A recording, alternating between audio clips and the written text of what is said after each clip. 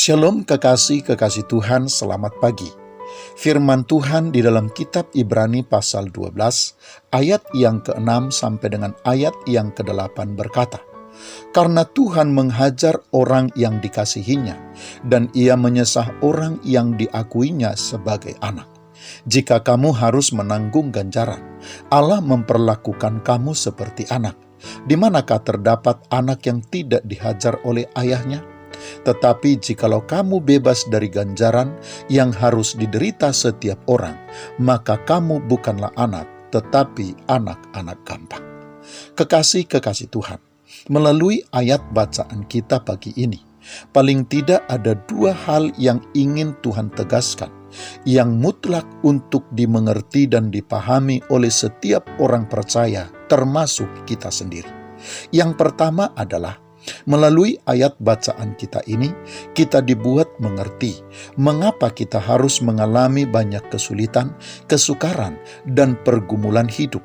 Mengapa Tuhan izinkan kita dilukai, dikecewakan, atau mengapa Tuhan mengizinkan kita mengalami berbagai-bagai persoalan di dalam kehidupan kita. Ternyata kekasih-kekasih Tuhan, semua itu terkait dengan proses pembentukan dan perlakuan yang harus kita terima sebagai seorang anak sungguhan. Bahwa karena kita adalah anak-anak sungguhannya, maka kekasih-kekasih Tuhan, Tuhan bukan hanya akan membesarkan dan memenuhi segala kebutuhan kita. Ia juga bukan hanya akan menunjukkan kasih-Nya yang sempurna bagi kita, tetapi Ia juga pasti akan mendidik dan mengarahkan kita ke arah yang dikehendakinya. Dan semua itu dilakukannya dengan maksud agar kita terdidik dan terbentuk menjadi anak yang baik dan pantas baginya atau bagi kehendaknya. Selain itu kekasih-kekasih Tuhan, yang kedua, melalui ayat bacaan kita pagi ini, kita juga disadarkan mengenai keberadaan kita sebagai anak sungguhan bagi Allah kita.